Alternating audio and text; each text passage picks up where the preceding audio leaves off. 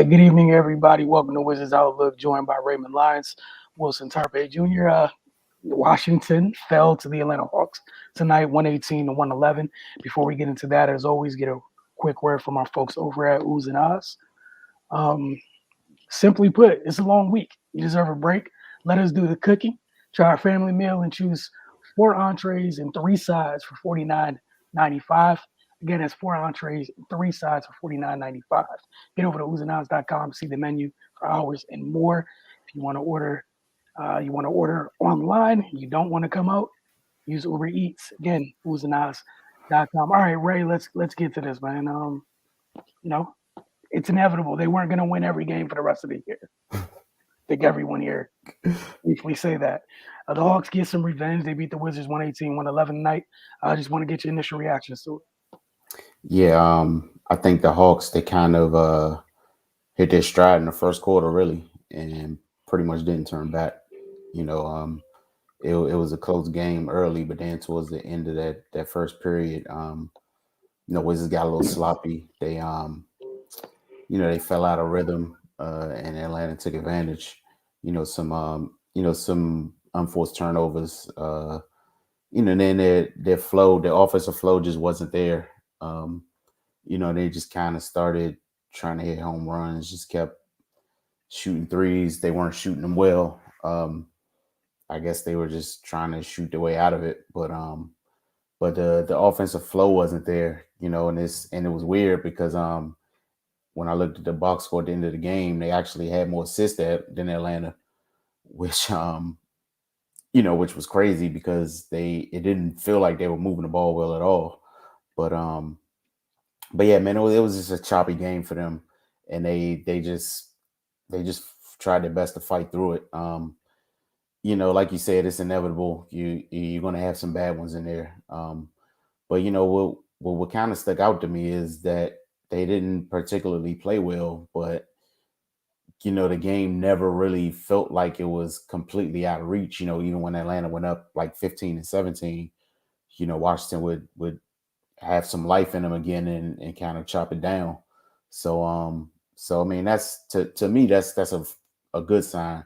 Even the games where you don't play well, you're still kind of always in it and give the other team some cause to worry. Because the moment Atlanta let their guard down, the Wizards got right back into it. So that's just a testament to them. We know they're going to be a team that fights this season. We've seen it already, but they just got to clean that little stuff up. It took them a while to adjust to the to Atlanta sets. That double screen they were setting was killing them. And Trey was getting downhill. They lost Bogey on a couple wide open threes, and Atlanta was just making shots. And they got to the line 29 times and made all 29 of them. And adversely, Washington got to the line 16 times and made all their free throws. So, I feel like they just should have been attacking more, instead of living at the 3-point line, because they were getting calls and they were making their free throws. So, I mean, I feel like they should have tried, getting to the paint a little bit more, and maybe you see a couple free throws go in, and that kind of really loosens you up on offense, and the rim gets a little bigger. But yeah, man, it's again, man, it's one game out of 82. They're 5-2. It's definitely not the end of the world. I'm pretty sure nobody's happy about the way this game went. They seem like they just couldn't ever, get their legs under them and get their stride going. So yeah, man, kudos to Atlanta. They threw some wrinkles at the Wizards tonight, man. They switched it up on defense a lot and just kind of kept them off balance, where Washington really just didn't know how to attack. So yeah, man, kudos to the Hawks. They definitely want some get back. They were able to get a win in their home arena, and we just gonna push it forward from here. Yeah, no, I'm with you. It felt like Atlanta did a really good job just disrupting Washington's offense. Like you said, if you didn't look at the box score, I would have been shocked looking at the assist number because it really didn't feel like Washington had a good flow. It felt like far too many times it was a couple passes and a shot where over the course, over this early part of the season, we seen them offensively typically have a better flow. Some of the threes didn't feel in rhythm, and then also some of they just weren't hitting. Also did like I also feel like Atlanta did a good job of kind of baiting them into settling for jumpers, kind of like packing the paint to discourage them from driving. Even though there were times when both Spence and Beal got to the rim and did finish, but it's like you just had to kind of stick with it. And it felt like far too many times Washington went a a couple too many possessions without attacking the basket. Not to drive and kick, but to attack and finish in the paint. And Atlanta conversely made them pay for it, especially on the other end, getting out in transition. They also outworked them on the glass tonight. Washington's been able to play sound defense over the first course of this first stretch of games and get out in transition and kind of make up for some of the issues they've had offensively in that manner. And Atlanta kind of kept them out of that tonight. Some of it came with just Atlanta executing a little bit better in the half court. We're gonna get to the player of the game and X factor and all that just a little bit. It was a balanced attack for Atlanta. Like everybody got involved. Where for Washington, Brad got going, and it just never felt like they can get everybody going at one time. Washington would have a sporadic like stretch here, make a mini run, and then Atlanta would respond with a couple threes, or Washington play good defense, offensive rebound, then someone scores and gets fouled, old fashioned 3-point play, and momentum's gone. Um, the free throw attempts, the Hawks had more. Felt like they attacked a lot more in this one. So it's kind of just roles reversed a little bit in this one. But I'm interested. I'm interested to see who you have for player of the game in this one. Player of the game, I had Trey Young. He just put a lot of pressure on them. And he kind of created for others and set the table. It was just a lot to deal with. Like they were you heard on the broadcast they talked about those double screens that Washington just couldn't figure out. And Atlanta, if one thing we've seen from them last year, even going into this year, they're going to do something to you make them stop doing it. Which is intelligent because if you can't stop it, then why switch up? And yeah, man, he just controlled the game. He got to the free throw line 11 times, made all of them. That was huge, man, because they were getting their opportunities, and like they won by 7 and they got 13 more free throws. So they shoot a little worse from the line, and Washington shoots a little better from three. This game goes a whole different way. But yeah, man, I just felt like he was kind of the deciding factor for them. Yeah. So shocker, I'm gonna agree with Trey Young here. Like you said, anytime a starting lineup for any team, everyone scores in double figures. Kind of hard to not give the point guard some love in that regard. I don't think he had nearly as many assists as he had in their first matchup, but Atlanta's offense was rolling. Like they were in a good place offensively.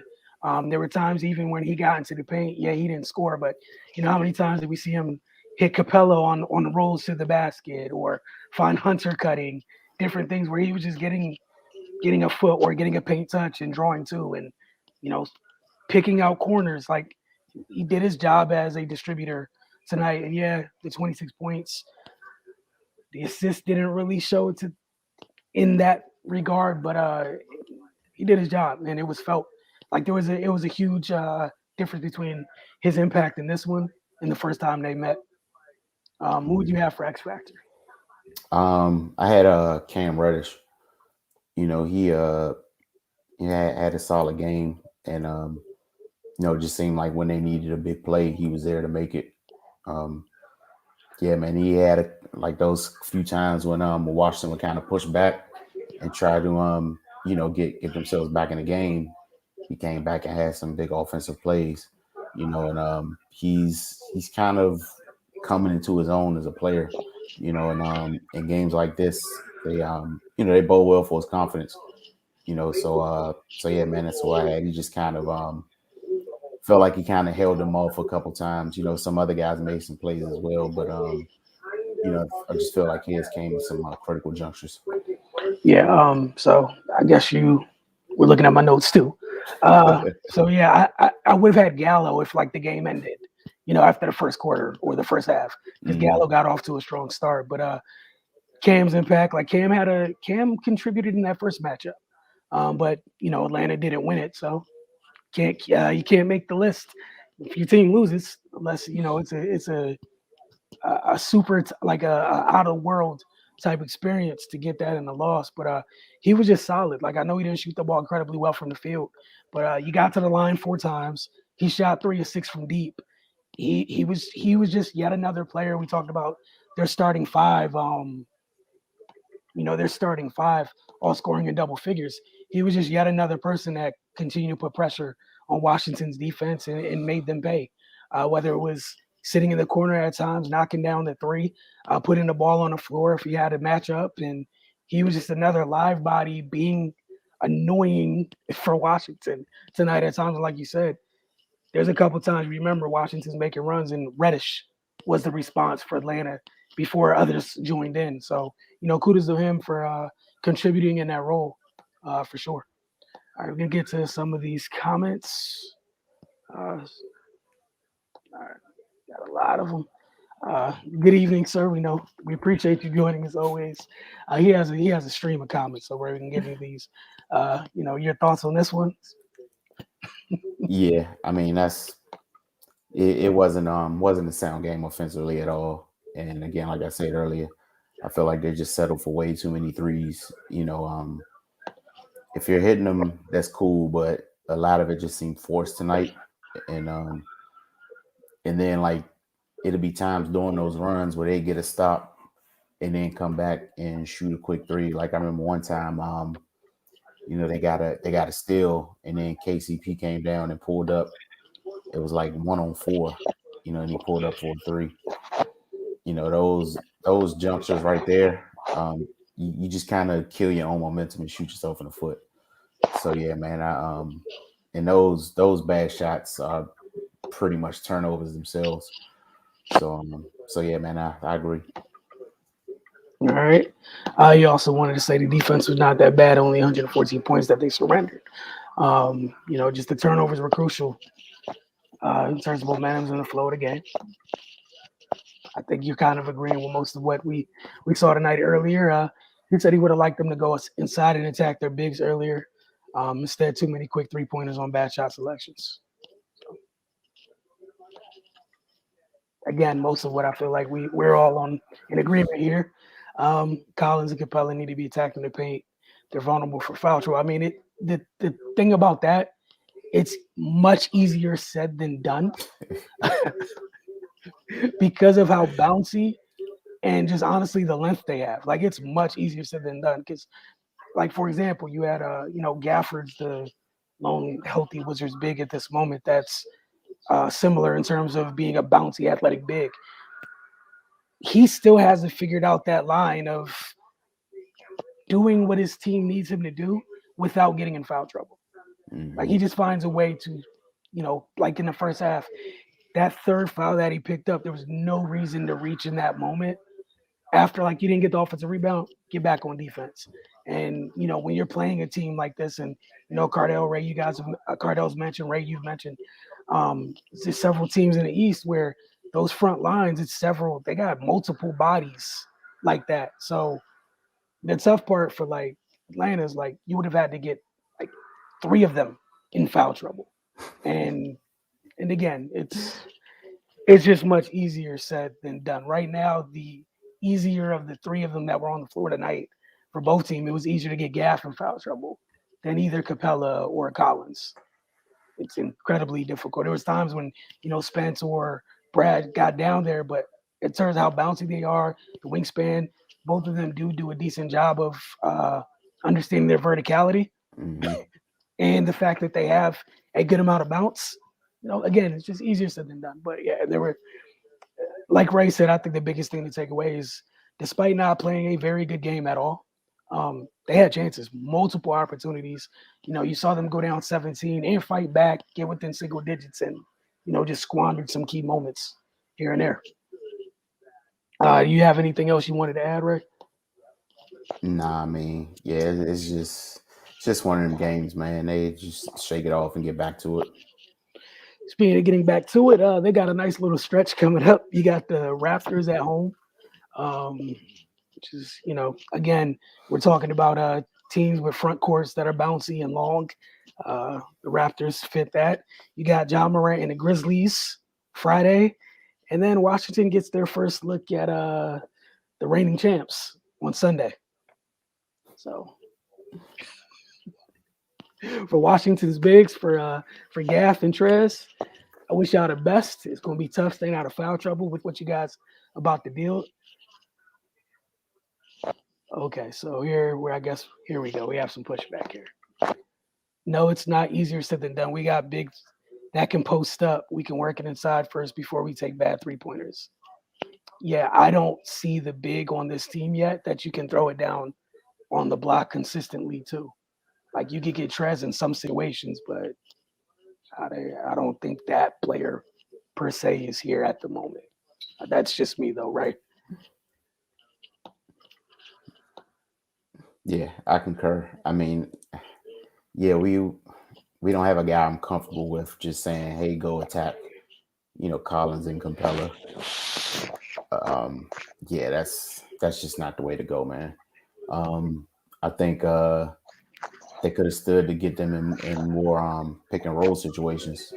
Even though they're not entirely inept doing that, but you got a better chance getting them out there than trying to go at them at their strength, which is defending the rim. So I mean, yeah, it's just telling Gafford or Trez to post up and go at them. That's not the way to go.